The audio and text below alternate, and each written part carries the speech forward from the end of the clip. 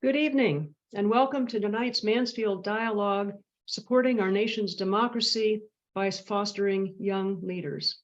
I'm Joanna Shelton, a member of the board of the Marine and Mike Mansfield Center at the University of Montana. The Mansfield Center was founded by an act of Congress in 1983. It fosters globally minded leaders of integrity in honor of the late Senator and Ambassador Mike Mansfield and his wife, Maureen Hayes Mansfield. The Mansfield Center acknowledges that we are in the Aboriginal territories of the Salish and Kalispel people. We honor their history and culture and the path they have always shown in helping us care for this place that we all call home. I'm absolutely delighted to welcome tonight's speakers. David Gergen is well known to virtually everyone in this audience. He is now a professor of public service, and he's the founding director of the Center for Public Leadership at the Harvard Kennedy School. In this and other capacities, he works very closely with a rising generation of new leaders. He also serves as a senior political analyst for CNN, and he has been chief editor of U.S. News and World Report. During his career, Dave has served as White House advisor to 4 presidents from both parties. That's Presidents Nixon, Ford, Reagan, and Clinton. He wrote about those experiences in his New York Times bestseller, Eyewitness to Power: The Essence of Leadership, Nixon to Clinton. His most recent book is Hearts Touched with Fire: How Great Leaders Are Made. Now, this background makes Dave Gergen the perfect person to talk with us about what makes great leaders and how such leaders are made. Michael Duffy will moderate tonight's discussion. Michael is an award-winning journalist and author, now serving as opinions editor at large at the Washington Post. In the past, Michael served as Washington bureau chief for Time magazine, and he had a stint as professor of journalism at Princeton University. Among his books is The President's Club: Inside the World's Most Exclusive Fraternity, co-authored with Nancy Gibbs. Michael is now also a proud resident of Missoula, Montana, which is home of the University of Montana and the Mansfield Center. And before I turn the speaker over to Dave and Michael, I'd like to introduce a third individual who is not here with us in person, but is very definitely here with us in spirit. And that is Mike Mansfield, the namesake of the Marine and Mike Mansfield Center. Mansfield's life and career offer a good example of great leadership. His story is very relevant to tonight's discussion, and I think especially for our younger viewers. Mike Mansfield is best known today as the longest serving majority leader in the U.S. Senate and as America's longest serving ambassador to Japan, serving under the presidents from 2 parties, which is a very rare occurrence. He served under both Presidents Carter and Reagan. But Mansfield's early life was anything but a predictor of greatness. He was a self-described ruffian who ran away from home and lied about his age to join the military at age 15 during World War I. He served in the lowest ranks of all 3 branches of the military then in existence: the Navy, the Army, and the Marines. A trip to China while he was in the Marines stimulated a lifelong interest in Asia. After military service, he went to work as a copper miner in Butte, Montana. This seemed to be his destiny until he met his future wife, Maureen Hayes Mansfield, who was a teacher. She saw something in him that he didn't see in himself, and she convinced him to begin studies at the University of Montana in Missoula. He earned a degree in history and then taught Asian history at UM until running for the U.S. House of Representatives and then the U.S. Senate. During his career, Mansfield was known most of all for his humility, bipartisanship, honesty, and his devotion to public service. Presidents and members of Congress from both parties knew they could always trust what he said. When he died, this man of many accomplishments had this simple epitaph engraved on his tombstone at Arlington National Cemetery. It reads simply, Michael Joseph Mansfield, Private, U.S. Marine Corps, March 16th, 1903 to October 5th, 2001. Mansfield's life shows that it is not whether you're rich, it's not where you're born, or who you know that determines whether you can achieve great things. It's your character and values that ultimately matter more in helping you overcome the obstacles that we all face in life. And so with this, I turn the rest of the event over to our speakers, David Gergen and Michael Duffy. And so Michael, over to you now. And thank you both for being here. We really greatly appreciate it. Thank you. Thank you, Joanna, for that introduction. And I just want to say that one doesn't really lead a conversation with David Gergen. You just try to keep up. And for those of us who've done it both as reporters and as mere observers of his books and his teaching at Harvard, it's always interesting and always insightful. Good evening, David.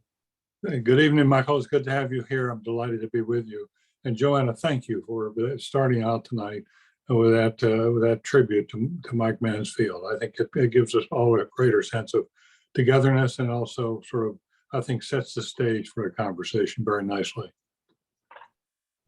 You know, for those who don't know, David worked in the White Houses of Richard Nixon and Gerald Ford and Ronald Reagan and Bill Clinton, and then went on to even greater acts beyond that. Did you ever have a chance to run into Senator Mansfield during your years in Washington? Yes, I visited him actually a couple of times in Japan. I was there for a variety of different reasons on a couple of occasions, and called his office and said I was there, and they invited me in. And it was, the Japanese loved Mike Mansfield. They have great respect for the elderly, as you well know, Michael. And Mike Mansfield embodied everything they stood for. He was just an excellent ambassador, and it was fun for me. One of the reasons I wanted to go talk to him was what's really happening in Asia, and he knew, and he was a guiding force behind that. He did a lot of it. A lot of his best work was done behind the scenes, and quietly, but he did work and was saluted not only by his fellow Democrats, but he had a following among Republicans, and I think that the Japanese came to see, as so many Americans eventually did, that having Mike Mansfield in your midst, having more people who look to Mansfield as a role model, the better your politics are going to be. Politics says a lot about your culture, and how people are with each other, how they behave with each other. Mansfield was, as Anna said, he was a humble man. And that story about the tombstone, I think, just says it all. Yeah, it sounds like a Marine too, right, David? Yeah, absolutely. Absolutely. All right. So now, because you work closely with 4 presidents, which is practically a record, may be a record. You want to see the scars on my back? Yeah, well, Marines had stripes on their arms. You have scars on their back. I suspect you gave them a few too. Looking back on them in their best moments, in the president's best moments, because they all had good ones and they all had bad ones. What are the most important skills and instincts in a crisis? What are the things that watching 4 of them, all of whom were under huge pressure, and we can talk about a couple of them, but what are the things that really stay with you as the stuff that matters they need? Sure. Well, I learned over again in administrations I worked for that John Kennedy's performance as a leader in the 13 days when we were under potential attack by the Soviets, Kennedy was a role model of that, and he inspired many who came after him. So what was that all about? Well, he had his sense of history. He had a sense of how the world tends to work, but he also had a great empathy for others, and so that he could put himself into the shoes of others. And I think that made him a much better political leader. And he was a kind man. And I think it's a great tribute to him that here we have this center in Montana. That probably wasn't easy to raise the funds at for a while, but it worked out extremely well. And we're reminded of what true leadership looks like. And Jack Kennedy had it in his day, but Mike Mansfield had it to a considerable degree. And I think it was Michael, in Mansfield's case, it wasn't about going to some elite school somewhere. It was rather, here was a guy who tried to lie his way into the U.S. Navy to get into World War I, the Great War, and that was turned out to be a very, very bloody war. But he was right there at the call, and then was in the Congress, and what went on. I think Joanna might tell us the story along the way. But Mike Mansfield was also a critical figure in the civil rights issues of the 1960s. Had it not been for Mike Mansfield being there, I'm not sure we would have come through with the same kind of grace that we did, because he led the way in rounding up Republican votes for legislation on civil rights. It was obviously a Democratic initiatives. But the Republican leadership, after those first votes were taken in '64, the Republican leadership saluted Mansfield and talked about how good it was to work with him. He'd been honest and straightforward, and it made a huge difference in passing the most significant social legislation of our lifetimes. You mentioned a sense of fair play, a sense of empathy. As someone who's been an advisor to so many presidents, how important are advisors? Does it matter? Are they pretty much interchangeable, or and the ones you've seen, do some just pick better ones than others? Well, yes. The answer is yes. There's a new book coming out, Michael, that I just have seen a little squib on it, but it's on advisors who were around FDR and their quality. And he had some terrific people, like the Harry Hopkins of the world, but he also had George Marshall, which I think George Marshall was the finest public servant of the 20th century. But he was very much, he wanted to lead the troops in World War II, and Roosevelt kept him at home, didn't want him to go because he was too valuable in the White House.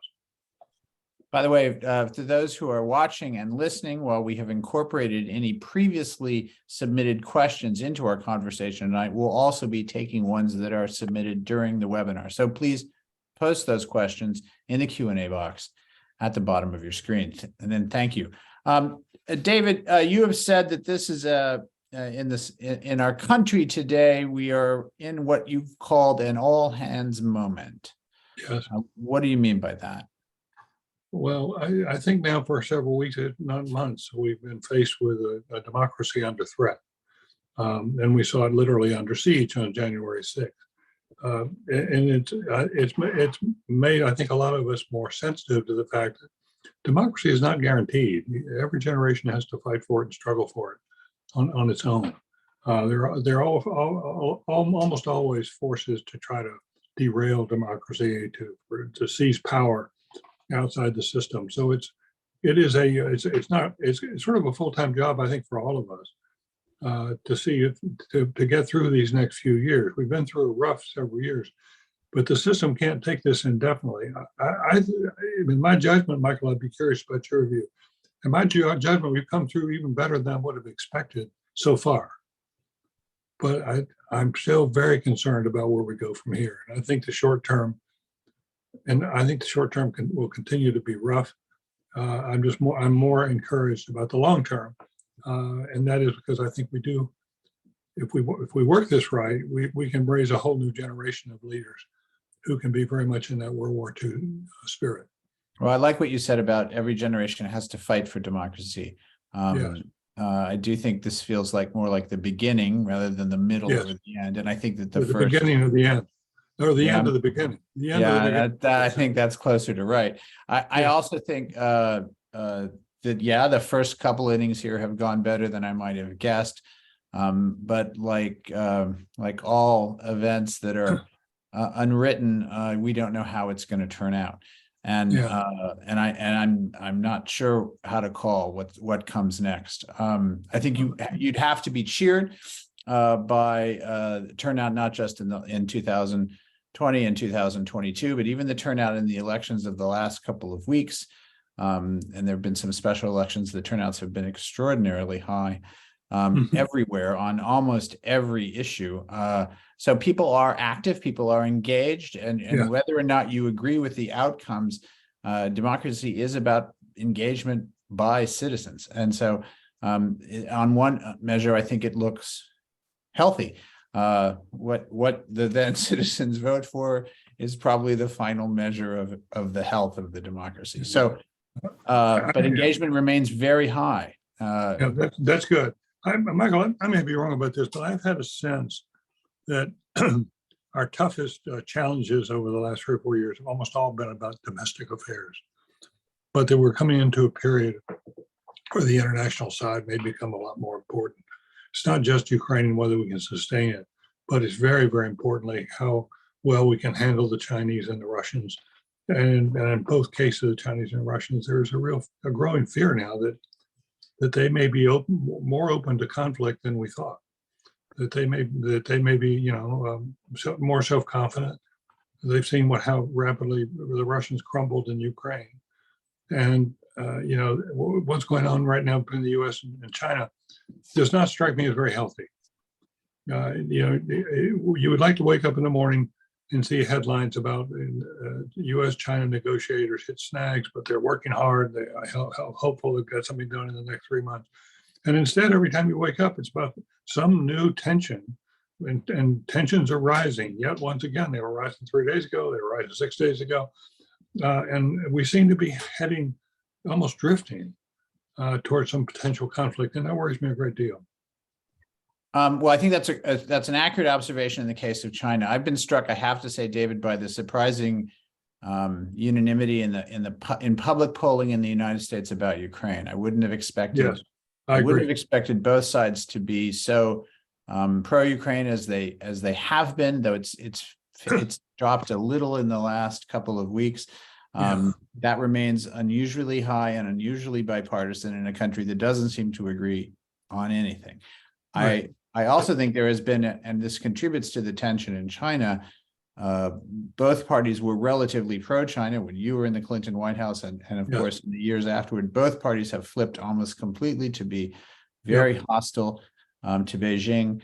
That makes resetting that relationship complicated. I do think the Biden administration has been trying to put a floor underneath the tension between the two countries since the Bali meetings in November. They have tried. It continues to get, the floor keeps dropping. I keep thinking, we got the floor now. No, it goes, and the balloon made it drop. And I think some of the statements from the foreign ministry made it stop. Before the latest U.S. ambassador left Washington in December and became the foreign minister in Beijing, he wrote an op-ed for us at the Post, and it was a virtual love letter to the United States of America. And you could see both sides trying to reset that floor. But there are forces in both capitals who aren't interested in resetting that floor. They're looking for trouble and tension. And I'll say one more thing, and it's so good the way David turns this into suddenly he's interviewing me. It's just magic how he does it. I'll say one more thing, and that is I have expected there to be more divisions inside the party about how to proceed on China, but they both seem quite anti-Beijing at the moment, and I did not expect that. I agree. I do, but I do have some encouragement in the fact that this young man, Mike Gallagher, the Republican, has been appointed chair of the China Commission, in effect. And there are like 25 people from across the landscape who are in. I find Gallagher to be very sensible. And in his first hearing yesterday, I noticed that it was a bipartisan session. and he opened on human rights, which is something both parties can Yes. agree on without a lot of tension.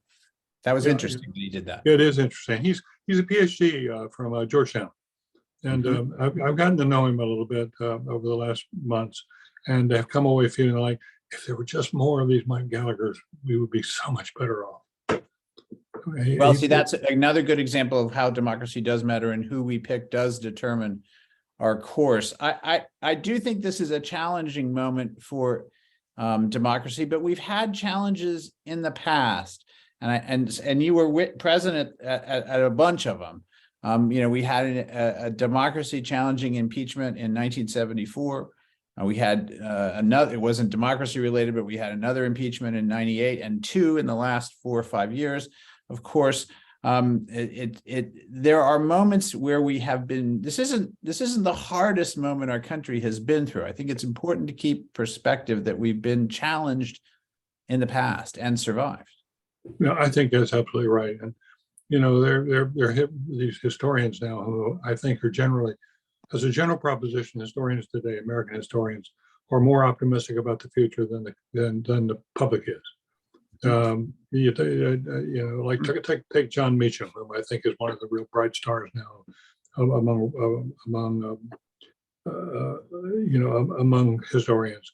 Mm-hmm. John Meacham points out we've had like 5 existential moments when where democracy was threatened, and 4 we came through with flying colors. 1 with the Civil War, we obviously had a much bumpier ride, but overall you have to say that the checks and balances, the norms, the culture has held in these existential times. And I think we can take some pride in that.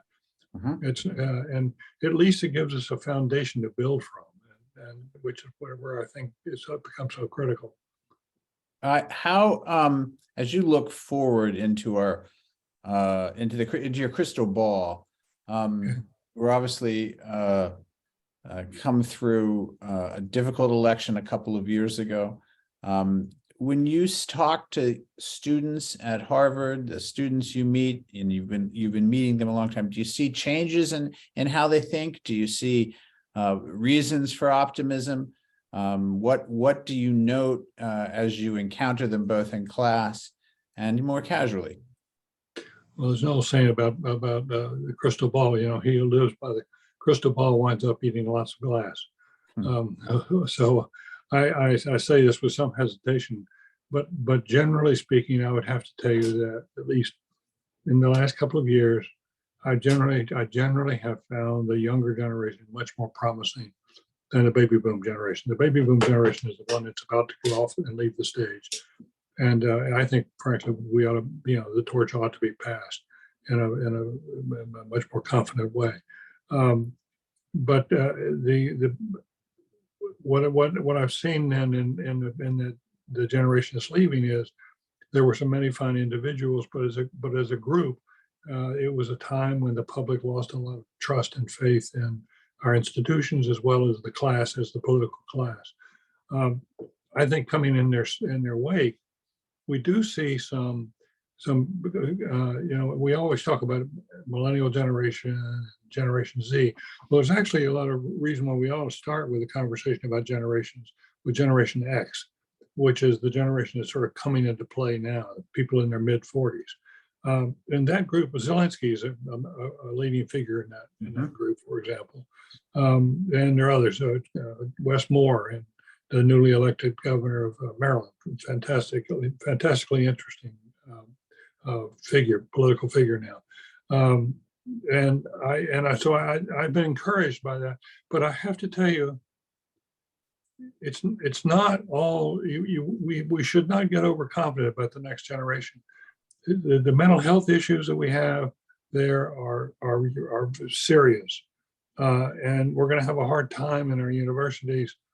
In fact, we're going to have a hard time with the working class with depression and sort of mental anguish and loneliness.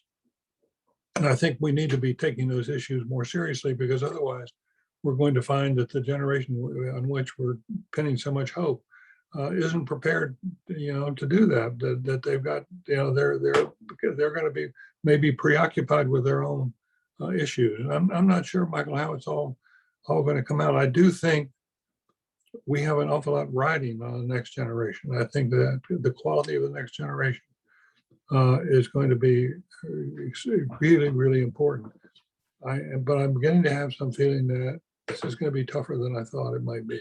Would you think that a move finally now 50 years after when you were first in the White House, we eliminated the draft and that it's really time to go to some kind of mandatory national service for everybody at the age of 18 to 20 for a year or two, just to remind them that we're all part of something bigger than ourselves? I'm so glad you raised that. I'm a very strong champion of national service. I think the politics of national service are such that it probably ought to be voluntary rather than mandatory. You can just imagine the Republican Party trying to put a stop to national service. I think the Democrats might try to put a stop to it too. I'm not sure anybody's for anything. I wish you were. I think it's more complicated. Yeah, I agree. But let's go back to Westmore for just a moment. Here's a guy. He's 44 himself. He'd never run for public office before. He came up the hard way. One of the smartest things he did was to sign up for combat in Iraq. He was 82nd Airborne. But anyway, he's got one heck of a record. But in his inaugural address, I talked to him before he gave this inaugural address. His inaugural address, he made it very plain. One of his major two commitments, one is child poverty. He cares a lot about that. But the second is service and providing every single graduate of a high school in the state of Maryland with an option, with a choice to serve for a year in some sort of service program, for which you could get paid, for which your debt could be reduced. But by doing that, what we know is from history, to go back, and I think we ought to study more history than we do, in journalism. But if you go back to Franklin Roosevelt, when he came in, he proposed national service. He proposed it in the spring of 1933 when he was just after he'd been inaugurated. He pushed it, and by that summer, just a few months later, we had 250,000 young men in the parks and forests of America, cleaning up, replanting, doing other things, but working together across lines. We even crossed some racial lines, and it was a very popular program. Some say it was the most popular program of the New Deal, but it really encouraged this idea of we're all in this together. We may have come in different in different ships, but we're all in the same boat now. Right, and I think it's important, and also the other case for national service is that even among the all-volunteer force, the services now draw from a smaller and smaller number, a larger and larger percentage from a smaller and smaller number of states. And the notion that that it's looking more and more like a microculture rather than a reflection of the country as a whole, and that is not a recipe for success. Whatever our foreign policy is going forward. So that concerns me a fair amount. Can you spell that out a little bit more? Well, sure. In the preamble to the Constitution, we have to provide for the common defense. That's one of the goals, and the Army in particular, it was always believed, thought, and designed to be drawn from the public, the general public, for the common defense. If only a tiny percentage of our population is doing, or an unrepresentative percentage of the population, and they draw chiefly from states in the South and off the coasts, then we have an army that isn't reflective of the country. And one of the reasons we want an army that is that when we go to war, should we ever have to, heaven forbid, we want to go as a people. We don't want to go as a portion of the people, and it's one thing for one group of people to send the army in, right? But it's a decision by all of us, but it doesn't become that. It's not a collective decision if the country isn't fully represented in the ranks of the people who are going to be doing the fighting. So I think that's important, and I think that the services are struggling with they're struggling with their their recruitment and retention. And so I think both parties are against it. I wish they would both be for it. And I don't know how to change that, but I do think it's becoming a mission critical problem. It's become mission critical, and we do have a growing number of Americans across the country who believe in it. I've seen polls of up to 80% of Americans would support national service. I have an additional concern you may share, but just at the very moment when I do think we should be expanding people in service, whether it's military or domestic forms of service, we've got the Army, which is running 25% short of its goals on how many people it's recruiting. And then you've got a lot of people who want to get in the Army, but they don't pass the physical. I mean, there's a stunning number of people can't meet the qualifications. So there are some issues here. When you really get into it, it's harder than it looks. It's tougher than it looks. But at the end of the day, I think you're right about the point. We need the experience we have, as it happened in World War II. It was said, one of the best things about World War II was that a Saltonstall wound up saluting kids from Brooklyn. And that sense of democracy, we're all in this together, is something we so badly need to reintroduce and push. And I'm hopeful in this new generation that's what we'll see.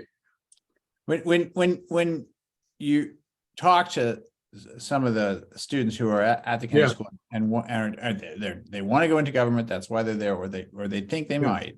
What is the thing about taking that step into service that slows them down, or what do they want to know? What do they want to be reassured about when they ask you, Professor Gergen, I'm thinking about, I'd like to go to work for the Department of Energy or the Weather Service, whatever it is, or just, the Wisconsin state government. What is it that holds them back? What do they want to know that you hear in their questions? Our leadership, our national leadership, is not speaking to them in idealistic terms. It's not setting this out as something that's a noble undertaking. And I think the culture has to embrace that idea that there is a lot to be said for this, and it's not going to be done by a bunch of white kids from all the elite schools. Right. I've been very involved with Teach for America. And I think it's a wonderful program. Wendy Kopp's got a super program with it. It serves a lot of different purposes. But we had to make a very big decision. We were taking in a lot of the people who came and volunteered tended to come from the big colleges and universities. They tended to want to get a year or two of experience, but they also wanted something on their resume. I think we've got to move beyond that. And we in Teach for America, we move very hard to change the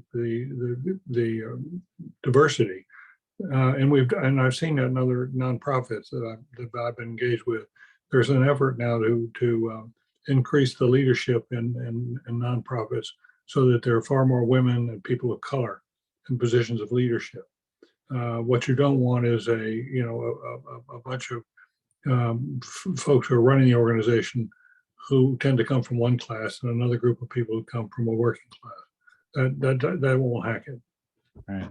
You've been very outspoken in recent weeks, especially since the release of Hearts Touched with Fire. You've been fairly outspoken about the need for the older generation to get off the stage. Joe Biden is 80, Donald Trump is 77 or about to be 77. Is it just time for them to step aside? I think it's too simple to say just step aside. What I do think is we need more. I think we do need to share power a lot more than we have. That the people who are in Washington now, there are too many that we don't see much of because we've got other bigger issues. But we got a lot of people clinging to curtains. They don't want to leave.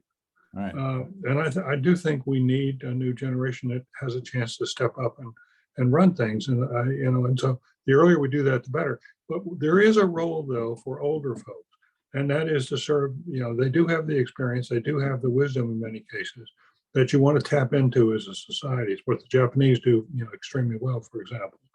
And we need to do more of that. That this becomes a multi-generational partnership. That the younger people wind up with a lot more power than they have now, and are in charge of a lot more things. But the older generation still has an important role to play psychologically. All right, I was just going to push you a little bit on that question.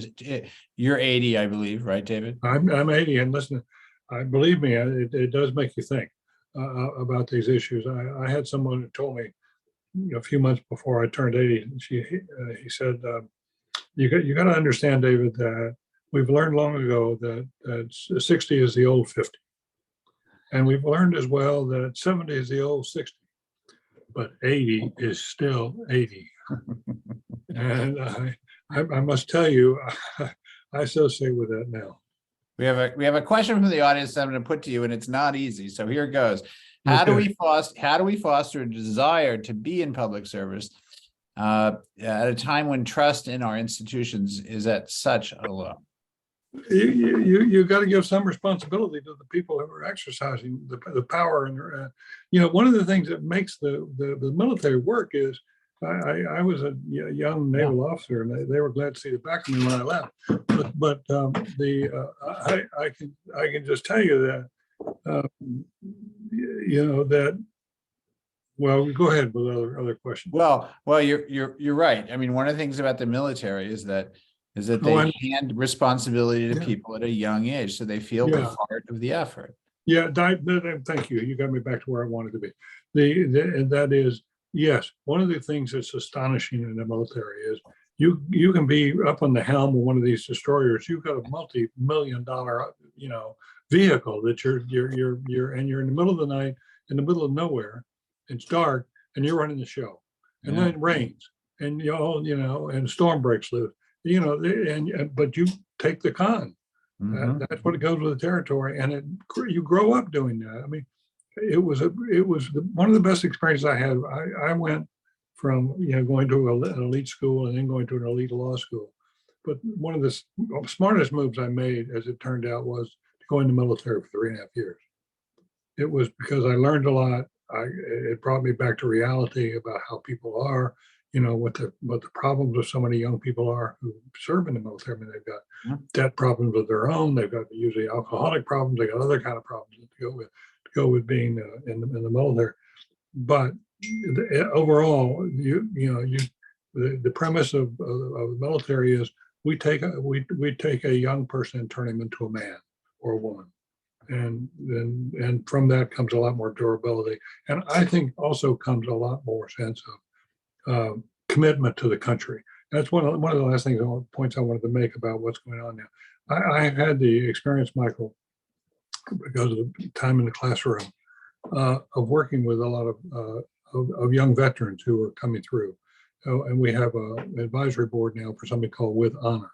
With Honor is a nonprofit that in which we identify, support, train veterans to get into the arena. Run for office. One of the reasons that I think that our politics was much less rancid in World War II and afterwards in the World War II generation.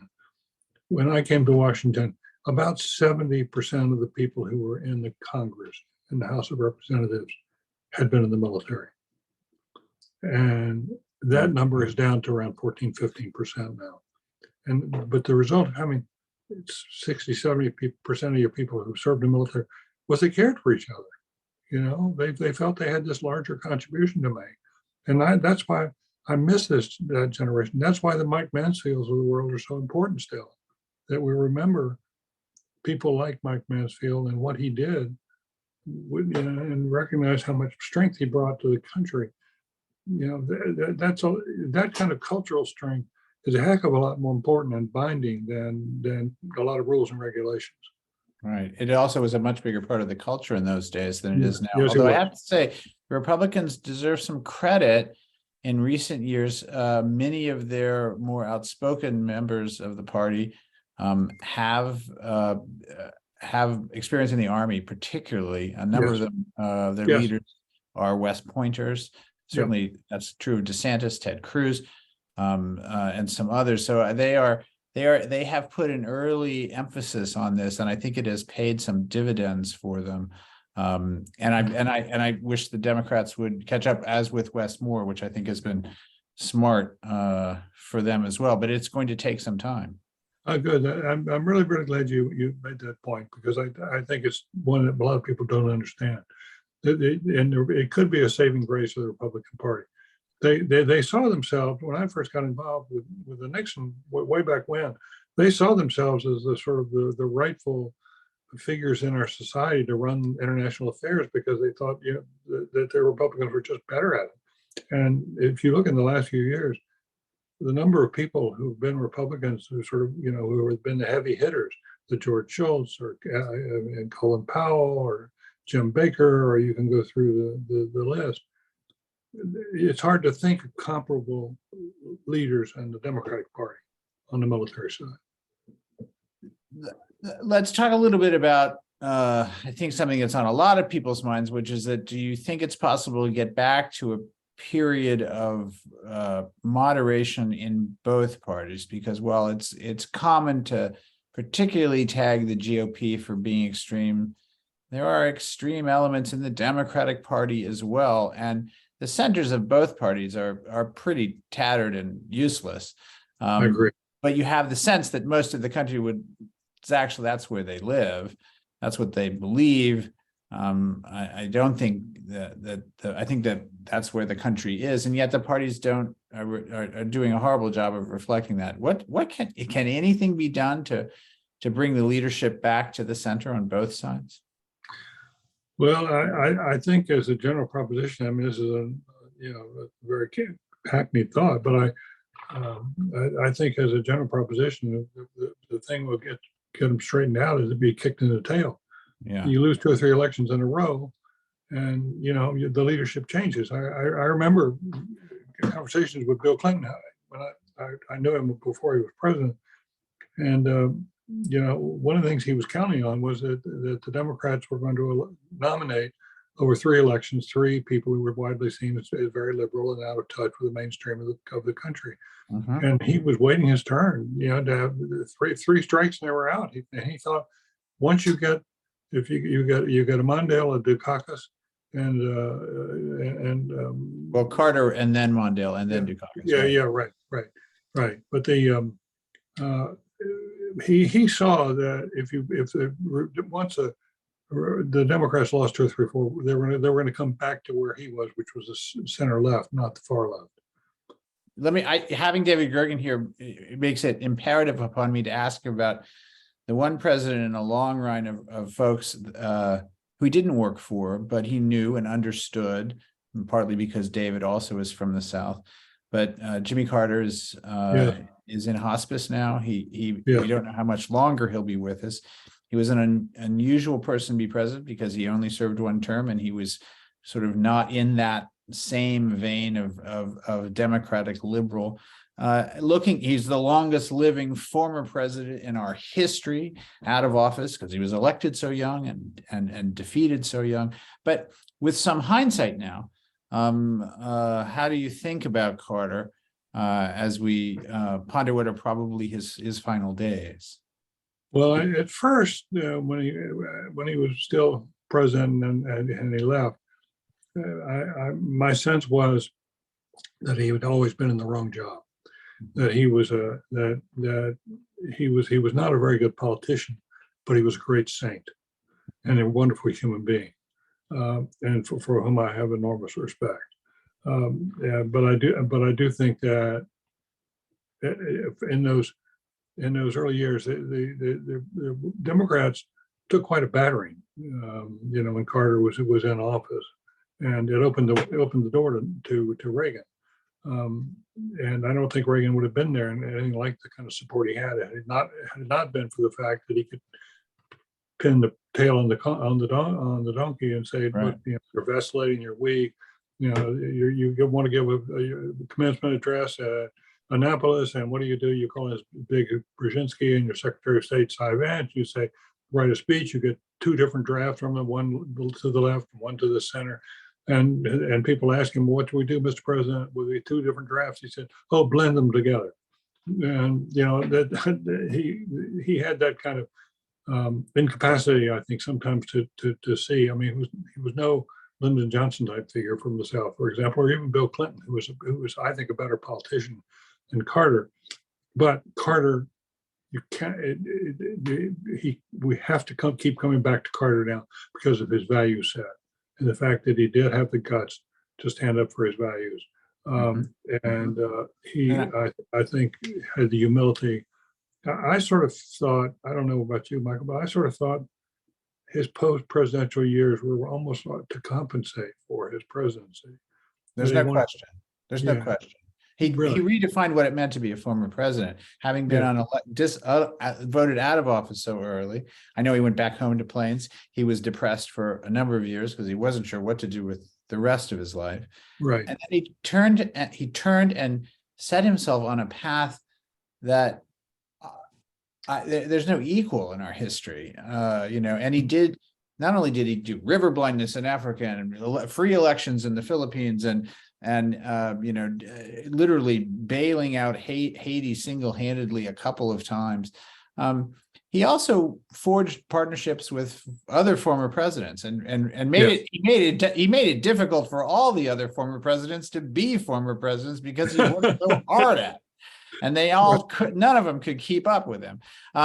So he was, and he knew this, and he often said, "I'm a better former president than I was a president." So, but it's important to remember these things. Yes, I agree, and his marriage. I think his marriage was like one of the classic marriages, political marriages. It worked so beautifully well. And she played a fairly large role in that White House as well. We have another question that I'm going to give you a minute to ponder before I pop it.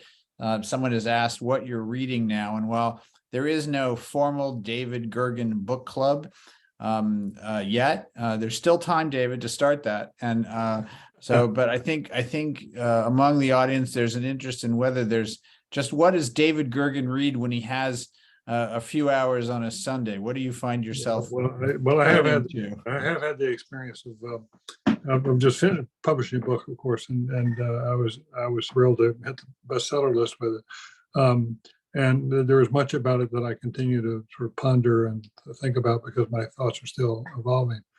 But at the moment, I as a labor of love, I don't know quite how I got myself into this. I have undertaken reading Churchill, and I'm reading a book by Andrew Roberts, who is regarded as having written the best single volume biography of Churchill.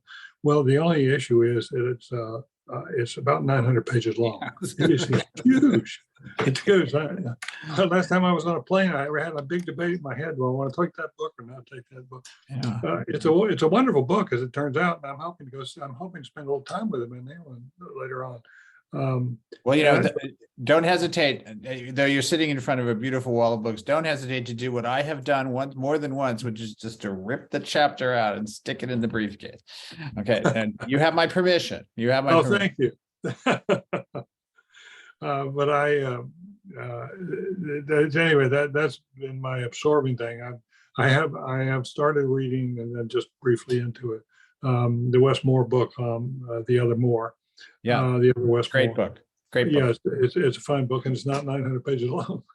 We would be remiss, I think, while we still have a few moments, if we did not get your views on the political situation a bit. We seem to have the incumbent president appears, from where I sit, to be preparing to run again. Joe Biden, I think, is going to run for president again.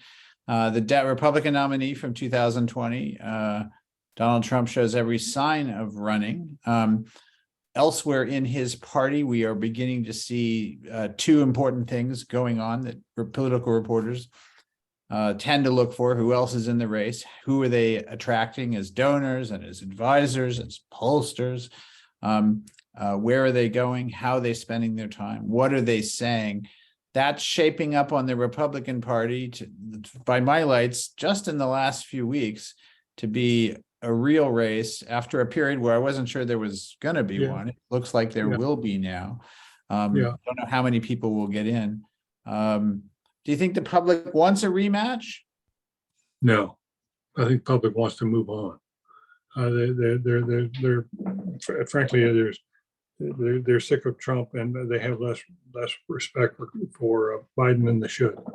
But I think we're in for potentially two very, very tough races on the Republican side.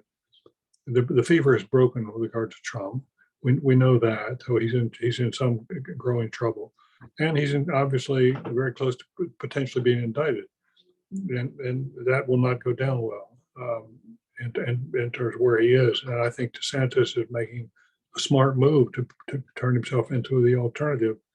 It's astonishing to me how rapidly DeSantis has moved and how successful. The governor of Florida. Governor of Florida, yeah.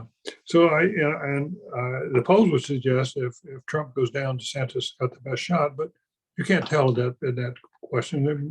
DeSantis may have something in his background that will become very controversial. We're not going to know until we know more information than we have right now. But I think that the threat to the country is, and to be very honest about it, is I remember so well, and you'll remember this, back in the 60s and 70s, those of us who watch these things told each other, the country is going to survive George Wallace, but what would be really tough is a smart George Wallace. That would be very dangerous. And that's what DeSantis is. That's what he's turning out to be in these early stages. So well, maybe not a Wallace, but perhaps a smart Trump. Or smart Trump. That's true. Yeah. I think in some ways he's more radical than Trump.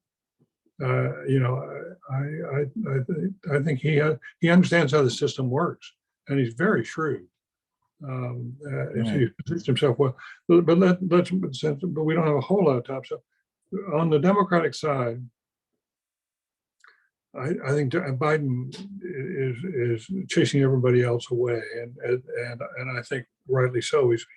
He's way out in front. But there are two issues there that are going to come up.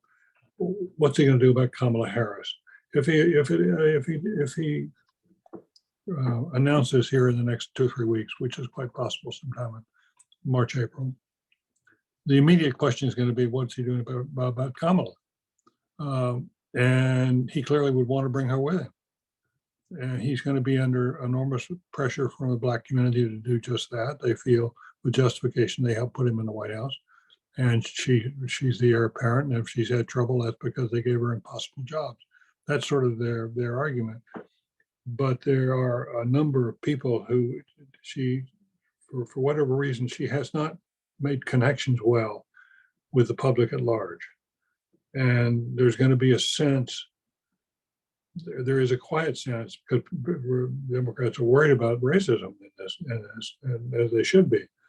But there is a quiet sense that he's going to need to find some way to dodge a bullet or dodge a train wreck. My own sense, Michael, I may be absolutely wrong about this, is that he when he announces ought to take the issue of the vice presidential issue, he ought to kick that can down the road. He shouldn't try to resolve that until later. I think he needs to essentially say, I'm going to run again. I love Kamala Harris, but I think in fairness to the party, we ought to make this an open primary for the number 2 spot. And I will respect the outcome of that. That to me, it may be a way of dodging. He's got to find some way he can respect Kamala Harris. If everybody talks about if the court opened up with a seat, could she do that? Which I don't think would happen. But I don't know what their solution is going to be, but I do think they've got a problem. They're going to have to. It's a tough problem. The other issue is, if anything, he's got to make it through the primaries and the general election with no health hiccups. Right. The Fetterman thing is just too fresh. Right. I do think that's right. I think the White House is hoping that the GOP nominee will be Trump. I think they're a little worried about it if it's anyone else. So we'll see. We'll see what they do what they can do to make that happen, which is a funny confluence of interests. I have a couple of announcements before we close. I'll come back to you in a second, David, and for any final thoughts. Please join, by the way, going forward, the Mansfield Center in some upcoming dialogues and an in-person event with 2 terrific pollsters, Democratic pollster Celinda Lake, Republican pollster Ed Goes, 2 of the best in the business. And then they're going to talk about healing divisions on our democracy on March 1. And then following that, on March 6th, I'm sorry, that's March 6th, March 6th, 7 p.m. at the UC Theater. And then a Zoom dialogue on March 16th on North Korea. Both are about moving pictures in politics and in foreign policy. And when we invite you to join those, you can sign up for both in the Mansfield Center website using the link in the chat box below. David, it's always great to see you. It's always great to talk to you. It's almost as good as interviewing you in the White House, although there's nothing quite like that. But I will settle for this now. So thank you for joining us. Good, Michael. Michael, are you working on a book? No, happily not. That's the one way, that's the hardest thing in the world. And I've done it enough. I just read yours. Okay, well, we'll wait. We're going to be eager to see it. All right. Don't wait too long. Thank you again for joining us tonight. And thanks also to Dean Mansour and Joanna Shelton and all of the whole team at the Mansfield Center for putting tonight together. We couldn't have done this without you. So thank you also. And thank you for joining us, for tuning in, for participating, and for being part of tonight's conversation about leadership and democracy. I hope you enjoyed it. Hope to see you next time. Thank you and good night. Take care, Michael. Well done.